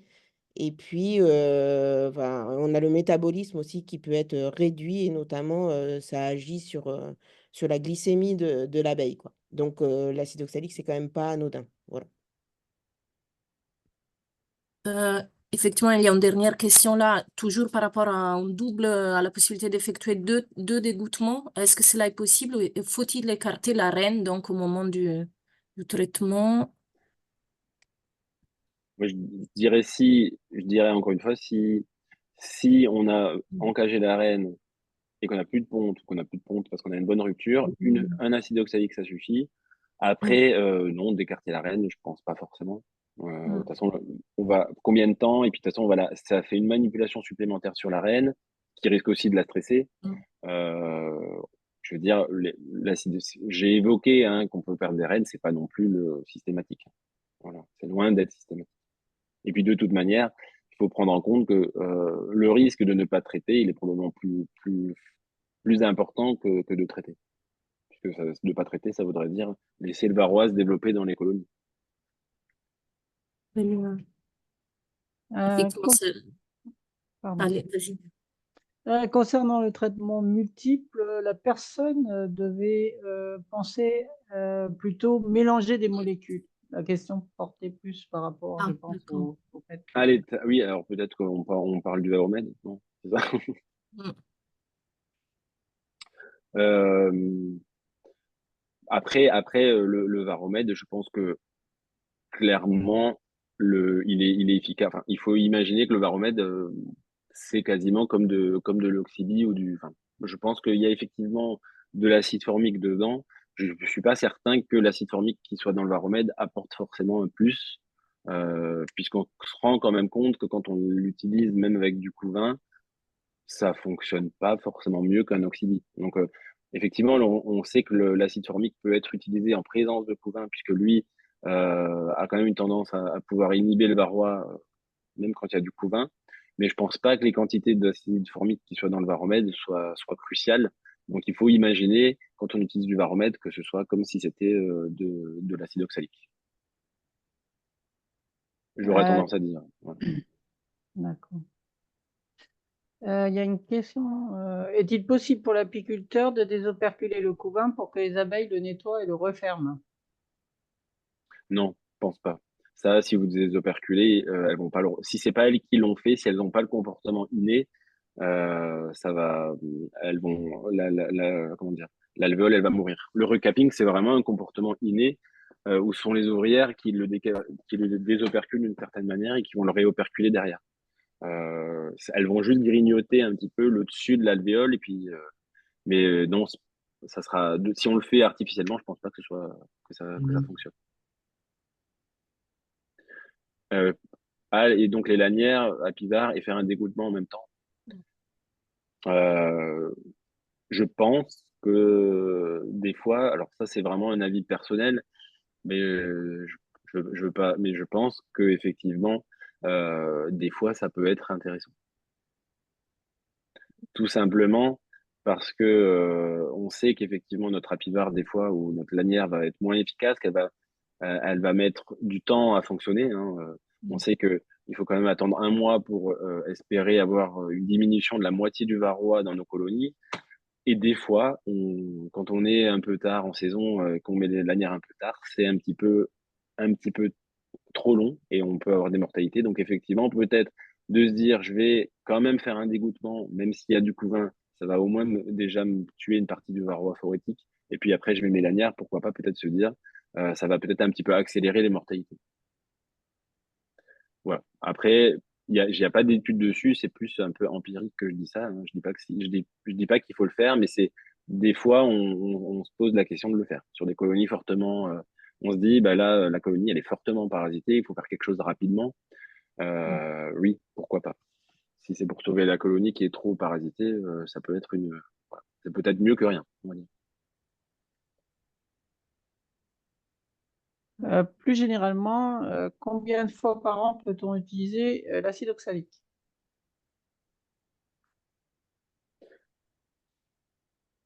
Alors, je dirais, il y en a qui l'utilisent énormément. Il y en a je sais qu'il y en a qui font des sublimations 3 fois de suite à une semaine d'intervalle, hein. Donc ça paraît énorme. Je pense que il faut bien l'utiliser et le faire le moins possible, forcément. Mais bien l'utiliser, c'est l'utiliser quand il n'y a pas de couvain. Euh, et très sincèrement, je vais juste prendre un exemple. Vous avez une rupture de ponte hivernale et vous faites un engagement de la reine au mois de juillet. Vous l'utilisez 2 fois par an et vous n'avez même pas besoin de compter votre varroa. euh, Ça se passera bien tant que l'acide oxalique fonctionne. Parce qu'en fait, si vous avez une rupture de ponte en hiver, vous mettez votre acide oxalique, vous allez tuer tout le varroa phorétique, vous allez tuer 97% du varroa total de votre ruche. Ça va se développer correctement au mois de printemps. Le varroa, il va remonter en été. Vous engagez, vous remettez de nouveau un coup d'acide oxalique, vous repartez de zéro. Et en fait, vous faites ça tous les 6 mois. C'est 2 fois par an. Et je dirais, il n'y a presque pas besoin de compter. Mathématiquement, ça fonctionne à tous les coups. Mais ça veut dire que 2 fois par an, il faut être sûr de passer par un moment hors couvain. Je sais pas si c'est clair. Alors, il y a Et une question oui, par rapport aux complémentaire. différences oui, entre dégoûtement et sublimation, je pense que c'est par rapport à efficacité aussi effet. Alors, au niveau des AMM de l'oxybie et de la pibioxal, alors l'oxybie, c'est que du dégoûtement. Euh, mais la pibioxal, quand ils ont fait au niveau de l'AMM, ils n'ont pas vu de grosse différence entre enfin, les deux modalités ont eu l'AMM. Donc ça veut dire qu'on sait qu'on a plus de 95% d'efficacité sur du varroa phorétique, que ce soit en dégoûtement ou en sublimation. Sinon, on n'aurait pas eu d'AMM sur le dégoûtement, ni pour l'oxybie, ni pour la pibioxal. Donc ça fonctionne. Efficacité et innocuité, Innocuité. précisé. Ah, et innocuité. Alors, pareil, alors, s'il y a eu un dossier d'AMM, c'est qu'ils ont jugé l'innocuité satisfaisante. Sinon, ils auraient pas pu. Dans les dossiers d'AMM, hein, c'est ça qu'il faut bien comprendre, c'est des gros dossiers. Souvent, c'est quand même, on va dire, un gage de sécurité. C'est que s'ils ont eu un dossier d'AMM, ils ont dû présenter un dossier qui montrait que c'était efficace et en plus, qu'il n'y avait pas, dont la, enfin, qu'il n'y avait pas, de la manière où c'est préconisé par l'AMM, de risque pour les abeilles. Alors, il y a aussi le Varoxal qui est utilisable en pulvérisation et Oui, qui n'a pas de souci de caramélisation à la sublimation comme la pibioxal. exact. Oui, pareil, lui, il a eu son AMM. Alors, c'était un médicament qui avait une AMM en Suisse. C'était une demande depuis un moment, on va dire, d'avoir justement une molécule qui ne caramélise pas dans le Sublimox. Et donc, effectivement, l'AMM est passée en France. Donc, effectivement, à partir du moment où il y a une AMM, c'est que les modalités peuvent être utilisées.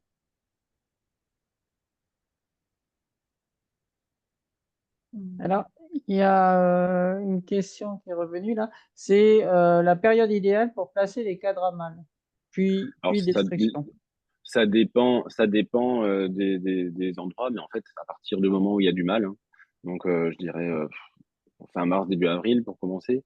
Et 3 retraits de cadre à mâle. En fait, on met un cadre à mâle, on attend à peu près ouais, 21. En fait, on attend que ça soit construit, c'est généralement entre 21 et 24 jours. On attend que ça bâtisse. on attend que ça soit operculé, parce qu'il faut quand même, il faut savoir que le varroa va rentrer avant l'operculation. Et puis, il faut enlever les cadres avant que les mâles naissent. Hein. Donc, il ne faut pas attendre les 26 jours, parce que sinon, vous avez le mâle qui va sortir, et puis il sera rentré un varroa, il en sortira deux ou trois. Et donc, vous allez, là, pour le coup, faire l'effet inverse. Donc effectivement, le faire dès qu'il y a du mal, ça dépend, encore une fois, ça dépend, je pense, au mois d'avril, début avril, c'est bien. Et puis, bien penser, il faut bien le noter, que quand on a mis un cadre à mal, bien y retourner 21 jours plus tard pour le retirer. Hmm. Et le faire 3 fois. Et il y a une publication qui a montré que si on fait 3 retraites cadre à mal, on a une diminution de moitié du varroa au mois d'août.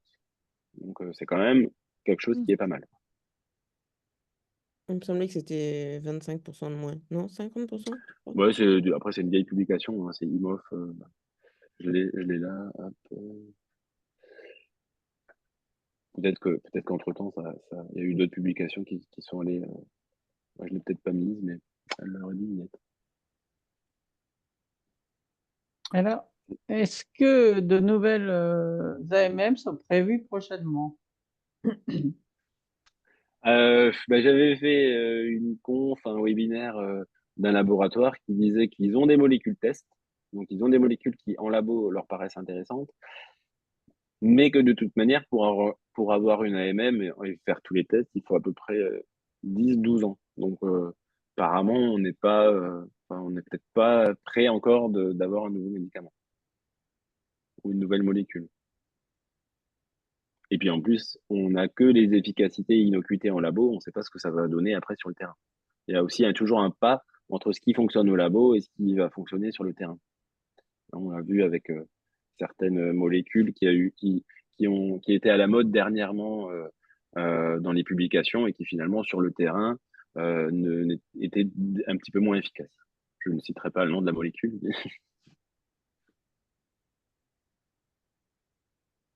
Martha, est-ce que tu as d'autres... Alors, j'avais noté, il y avait quelqu'un qui posait des questions par rapport aux ruchers non déclarés. Est-ce qu'il y a quelque chose qu'on peut faire pour les apiculteurs qui ne déclarent pas et donc qui ne traitent pas? Mais je pense qu'il n'y a pas vraiment de réponse. Non, c'est. Ben, Après, logiquement, on espère amener avec le PESIC vers une visite varroa, en fait. Après, bon, elle n'est pas du tout obligatoire, mais ça serait intéressant d'avoir une pédagogie, en tout cas, pour les apiculteurs, effectivement, amateurs, qui n'ont pas forcément conscience de ça. Et ensuite, il y avait une question aussi par rapport à tenir une idée du niveau de résistance varroa et de sa répartition sur notre territoire français. En sachant que, ouais. Oui, Donc, alors l'utilisation de races d'abeilles qui pondent beaucoup, donc avec des grosses quantités de couvents, est-ce que ça ne favorise pas la multiplication du varroa? Donc, est-ce qu'il faut aller vers une sélection des races d'abeilles et donc oui, avec c'est un des petit grosses... peu effectivement. Alors, les résistantes, oui, on se rend compte quand même que on a des populations de varroa résistants. Le rotofluvainate, ça on le sait, hein, ça fait 20 ans. À la mitrase, maintenant on peut dire le mot, hein, on peut dire des populations résistantes. Euh, il y a un laboratoire qui s'appelle, j'ai oublié le nom, Apinov, un laboratoire qui s'appelle Apinov, qui commercialise justement, enfin, qui fait les tests de résistance et sur leur site, justement, ils publient certaines informations, notamment une thèse sur les résistantes et sur les résistances. Et ils ont fait des études dans quelques régions de France où ils se rendent compte. Alors, pour l'instant, je dirais, il y a tellement d'échanges de reines, de mouvements d'abeilles que c'est compliqué d'avoir quelque chose d'uniforme. Mais ils se rendent compte quand même que dans certaines régions, il y a des endroits où ils ont fait des études et ils ont des populations d'abeilles, de varroa complètement résistantes, et à d'autres endroits un peu moins. Alors ça dépend aussi de ce qu'a fait l'apiculteur avant. Hein. C'est sûr que s'il a fait 10 ans d'apivar et qu'il n'a pas changé de molécule, eh ben, on peut imaginer que le varroa il est complètement, enfin, il a développé des résistances, puisque, encore une fois, le varroa, il réagit par rapport à une pression de sélection. Il va pas s'embêter à mettre enfin, il va pas s'embêter, encore une fois, c'est du finalisme, mais il va pas s'embêter à changer ses récepteurs parce que ça va lui donner de l'énergie pour finalement que ça lui serve à rien. Donc en fait, les mutations, enfin les sélections, si vous voulez, comment vous expliquer ça? Vous avez du varroa qui est résistant à l'amitrase, mais si vous ne mettez pas d'amitrase dessus, il ne va pas être sélectionné. Il ne va pas avoir un avantage par rapport aux autres, donc finalement, il va se noyer dans la masse. Donc, euh, un apiculteur qui fait que du bio, bah, probablement que si un beau jour, il décide de mettre une lanière d'apivare, ah bah, ça va marcher du feu de Dieu, parce que ces varrois, ils sont complètement naïfs vis-à-vis de la molécule. Voilà. Mais s'il met pendant 10 ans, il va mettre de la pivard dans ses ruches, et ben, on va se rendre compte que peut-être ça va être modifié. Alors ça, c'est sans compter l'apport. On sait quand même. Tout à l'heure, j'ai expliqué que les varrois, on va dire, ils avaient une reproduction euh, presque consanguine. Ben, en fait, on sait que c'est pas tout à fait vrai, et on sait qu'il y a quand même des échanges de génétique entre différents varrois. Les varrois, ça change de rucher. Ça peut passer facilement d'un rucher à un autre. Il y a les abeilles qui vont butiner via la dérive, via parfois les pillages. Et quand on a des forts niveaux de varroa dans les ruches, on va augmenter la probabilité que deux fondatrices rentrent dans la même cellule et que du coup, on ait une reproduction réellement sexuée. C'est-à-dire qu'on va avoir, je ne sais pas comment expliquer, vous savez que la femelle, elle va pondre d'abord un mâle et puis après des femelles. Mais en fait, c'est son fils qui va s'hybrider, qui va se reproduire avec ses filles. Mais si vous avez deux femelles qui rentrent parce que la ruche, elle est hyper infestée, vous avez deux femelles qui rentrent dans une alvéole, et bien en fait, vous pouvez là vraiment avoir deux individus qui vont faire de la reproduction sexuée ensemble. C'est-à-dire un mâle qui va féconder une femelle qui n'est pas sa sœur. Et dans ce cas-là, on va avoir plus d'échanges de gènes et moins de consanguinité, et donc peut-être plus de risques de développer des mutations. Je ne sais pas si c'est très clair, il ne faudra pas se faire un schéma.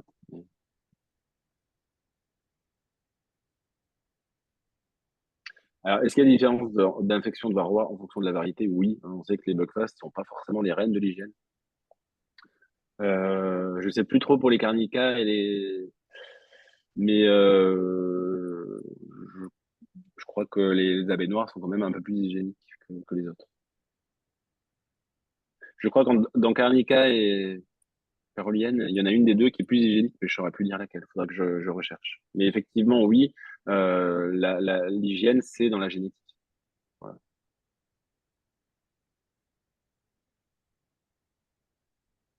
Moi, je voulais revenir sur ce qu'on appelle alternance-rotation, et notamment, est-ce que quand on alterne, est-ce qu'on peut parler de rotation entre l'acide oxalique et l'amitrase, par exemple, hein? Est-ce que c'est quelque chose qui fait que varroa est moins résistant à une des molécules, quoi? Je pense il faudrait vraiment le faire d'une année sur l'autre. C'est-à-dire que,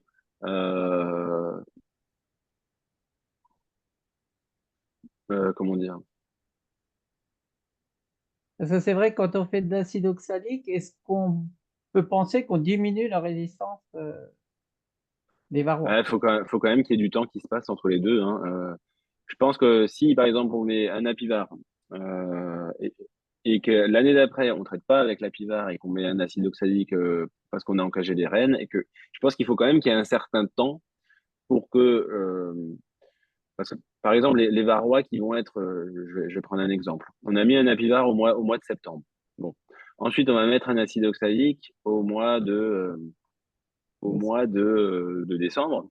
Et on passe de 100 à 6 varrois dans la ruche. Mais ces 6 varrois dans la ruche, c'est quand même des varrois qui ont été sélectionnés et qui sont les survivants de notre acide oxalique, de notre apivare qu'on a mis au mois de septembre. Donc ceux-là, ils vont régénérer des varrois et on peut imaginer que ceux-là, ils sont quand même un petit peu plus résistants à l'apivare. Donc si on remet de l'apivare au mois de septembre, ils risquent aussi d'être encore résistants. Donc il faut éventuellement alterner la molécule aussi l'année d'après pour que petit à petit, et encore une fois, rien n'est sûr, hein, c'est de la biologie, c'est de la probabilité, hein, mais pour petit à petit, qu'il y ait moins de pression de sélection et qu'on arrête de sélectionner. Par contre, l'année d'après, si on met par exemple un apistan, je ne sais, eh ben là, on va sélectionner sur l'apistan. On va avoir de nouveau une population peut-être résistante à l'apistan qui va, qui va être sélectionnée. Et peut-être après, notre acide oxalique marchera mieux. Non, je sais pas, moi. Je te montre. Très bien. Mais c'est difficile de faire des plans sur la comète, d'où notamment les tests, on va dire. C'est-à-dire que je pense que dans l'avenir, peut-être qu'on aura des tests qui. Peut-être que la science va faire des progrès et qu'on pourra faire des PCR pour identifier les résistances de manière génétique et non pas de manière biologique, puisque là, à l'heure actuelle, pour étudier les résistances, on est obligé d'envoyer à Apinov des portions de cadre avec 150 varrois dedans. Donc, c'est énorme. Il faut attendre parfois le mois de juin, le mois de juillet pour avoir des telles quantités de varrois. Et eux, ils font vraiment des tests sur varrois vivants. C'est-à-dire, ils vont prélever les varrois, ils vont les mettre en contact avec une concentration d'amitrase et une concentration de tofluvalinate et voir, ils savent que normalement, à cette concentration-là, ça tue 90% des varrois. Bah, s'il y en a que 60 qui meurent, ils savent que notre population, elle va être résistante. Euh, Peut-être que dans le futur, on aura des méthodes moléculaires génétiques. On saura identifier les mutations sur le varroa, mais pour l'instant, c'est compliqué parce qu'il n'y en a peut-être pas qu'une, et qu'on pourra vous dire, ah ben, envoyez-moi des varrois qui sont morts sur votre planche, sur votre planche de comptage. Les varrois sont morts, mais je vais pouvoir voir s'ils sont mutés. Ah ben oui, dans cette ruche, ils sont mutés pour la mitrase, donc ils sont résistants à la mitrase. Et peut-être que ça sera plus facile, puisqu'on pourra le faire sur des varrois morts et puis juste sur une petite quantité de varrois et non pas sur 150.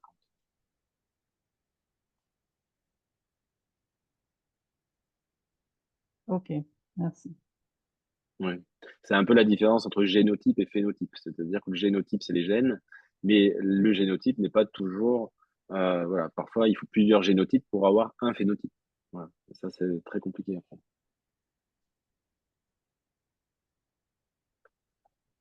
Alors, Martha, si tu as une question.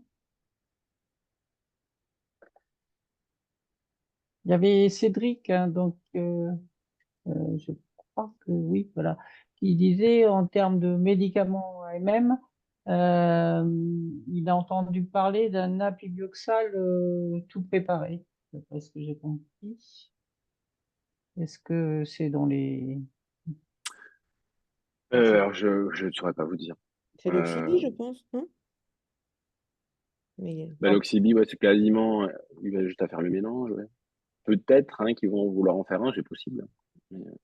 Alors, le varomède, c'est déjà prêt. Il n'y a rien à faire. On a juste à déverrouiller la, la, la bouteille, mais c'est un mélange d'acide oxalique et d'acide formique. Même si, je pense pas que l'acide formique, mais je veux pas faire de la désinformation ou que le laboratoire m'envoie un mail parce que je dis ça.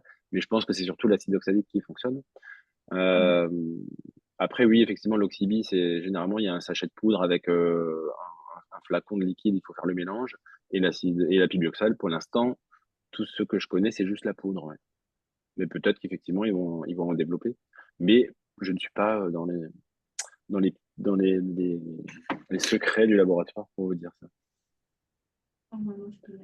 Et il y a une question, quand on divise une ruche, combien de temps après faut-il faire le traitement de l'acide oxalique? Alors, quand on divise une ruche, ben, on va prendre. En fait, il faut attendre que toutes les, que tout le couvain il soit né. Donc, généralement, on dit enfin, il faut attendre à peu près au moins 21 jours, quoi, pour que Alors tout ça, soit c'est né. sur la ruche mère et sur la ruche 7, enfin la ruche qui a été faite. La ruche mère, oui, et la ruche qui a été faite. Voilà. Bah, il faut attendre que. Moi, j'attends. Généralement, c'est 26 jours une fois que tout soit éclos, quoi. La reine, elle va naître au bout de. Oui, oui, on attend que le couvain mâle est éclos, donc 26 jours, une fois que tout a éclos. Normalement, alors, si je ne dis pas de bêtises, une fois qu'on a divisé, on a mis des cadres avec du couvain ouvert, du couvain fermé. Bon, ce couvain ouvert, il va falloir qu'il soit operculé, qu'il éclose, et au bout de 25 jours, normalement, tout est censé avoir éclos. Et donc là, on peut passer un coup d'acide oxalique. Merci. Il y avait aussi une dernière question par rapport à la conservation de l'acide oxalique. Donc, combien de temps se conserve le produit? Alors actuellement, il y a l'Oxivie qui a une fois qu'on a fait le mélange, je crois qu'il y a une durée de conservation de 1 an. Donc c'est quelque chose qui a été rajouté dans la MM et c'est même un argument de vente de leur part de dire qu'en fait on peut le réutiliser presque d'une année sur l'autre, quoi. Après, ben, pour les autres, je saurais pas dire, mais je voudrais pas dire que c'est pareil, mais parce que je peux pas le dire.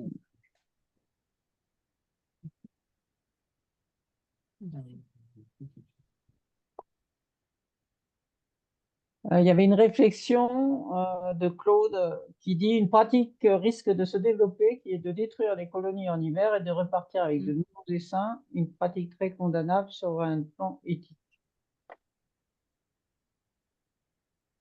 Oui, c'est parfois un peu déjà en partie ce qui se fait quand il y a des gestions sanitaires qui ont été mal faites, hein. On a beaucoup d'apiculteurs euh, qui font les comptes et qui se rendent compte que c'est peut-être ça leur coûte moins cher en argent et en temps de faire ça que que de traiter varroa parfois correctement ou d'y revenir en hiver. Donc oui, après malheureusement c'est des méthodes des méthodes parfois qui peuvent être condamnables. D'ailleurs, c'était quand je crois début de semaine, c'était la journée de l'abeille et j'ai regardé le journal de la 2. Ils n'ont pas trouvé mieux que de montrer les apiculteurs aux États-Unis qui transhument leurs ruches sur les amandiers et qui arrivent au niveau des amandes avec la moitié des ruches qui sont mortes dans le camion. Mais bon, ça ne dérange personne et ça dérange surtout pas France 2 de nous passer ça pendant la journée de l'abeille. Voilà, moi je trouvais ça un peu bizarre. C'est incroyable. Oui. Je crois qu'on a fait le tour des questions. Martin, t'en vois d'autres? Oui, Moi, pour il y a- finir, j'aurais... Pardon. oui, non, je pense qu'on a tout passé normalement. Oui, alors on arrive à 10 heures, hein. Pour finir, j'aurais deux petites questions personnelles, voilà. Concernant la rupture de pont estival. Oui. Je trouve que c'est assez spectaculaire, hein, c'est assez flippant parce qu'on arrive en septembre et il n'y a plus rien dans les ruches, hein. Est-ce qu'on a idée un peu, bon, j'imagine qu'il y a les facteurs pollen, sécheresse, est-ce qu'on a des idées précises sur la chose? Oui, pense, je pense clairement que c'est tout simplement la chaleur et le manque de ressources, hein. Je pense que c'est vraiment ça qui fait tellement chaud. Enfin, en tout cas, chez nous, c'est presque, enfin, là où je suis, je dirais, mes ruches, je peux les extraire fin juin. Parce que je sais très bien que en juillet et août, elles me feront pas un gramme de plus de miel. Parce que tout simplement, il fait trop chaud, il n'y a plus de ressources. Et donc, s'il n'y a plus de ressources, s'il n'y a plus de pollen, automatiquement, bah, les colonies et la reine, elle va s'arrêter de pondre. Je pense que c'est les gros pics de chaleur qui font ça. Et après, le mécanisme clair, je ne saurais pas vraiment le dire, mais je pense que c'est tout simplement c'est juste l'absence de ressources qui va faire ça. Ou un peu une combinaison de tout ça. Ok. Et ma deuxième question pour finir, c'est concerne donc la recherche en France sur des abeilles résistantes. Et par rapport à ce que tu as dit au début et sur Acarapis woodi, c'est vrai que bah, on a trouvé une race d'abeilles résistantes. Et là, pourquoi ça patine autant? Et qu'est-ce qui est fait en France par rapport à ça? On a l'impression qu'il n'y a pas grand-chose qui se passe, quoi. Et alors, il y a en Belgique quelque chose qui se fait, c'est Aristabi. Ils sont effectivement à grande échelle en train d'essayer de, de sélectionner des abeilles VSH. C'est-à-dire, en fait, clairement, ils mettent. Alors là, pour le coup, ils ont trouvé quand même une manière de mettre du varroa dans les couvains et de réoperculer, de remettre dedans et voir derrière les, les colonies qui s'en sortent. Et après, ils sélectionnent dessus. pour petit à petit sélectionner, faire de la reproduction et avoir des colonies d'abeilles qui sont VSH. Mais c'est vrai qu'on s'est rendu compte que c'est pas ce que l'abeille, elle choisit quand on la laisse faire toute seule, parce qu'on s'est quand même rendu compte qu'avec Cuba, c'est une réflexion personnelle que je me suis faite, hein. Ben, finalement, quand j'ai fait de la recherche sur le sujet, le recapping, je ne savais pas ce que c'était, je le voyais dans plein de publications et j'ai cherché. Et en fait, je me suis dit, ah bah oui, recapping, ça doit être VSH. Et non, non, recapping, c'est pas du tout VSH, c'est pas du tout le même comportement. Et finalement, c'est ce que l'abeille, quand on lui laisse, entre guillemets, le choix, hein, c'est ce qui se développe. Donc peut-être que finalement, c'est quelque chose qui génétiquement est plus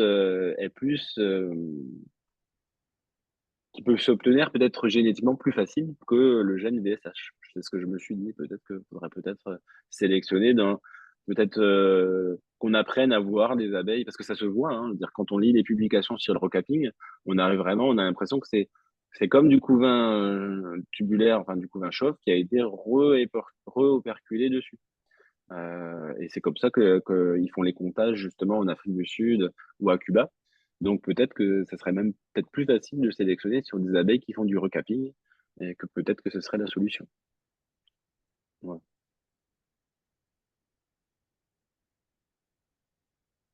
Ok, merci. Y a-t-il d'autres remarques, questions? Donc, en tout cas, Sébastien, merci beaucoup. Et je reprendrai les mots d'une personne qui a dit que c'était passionnant car mesuré et documenté. Mm. Donc, bravo et merci beaucoup pour cette intervention.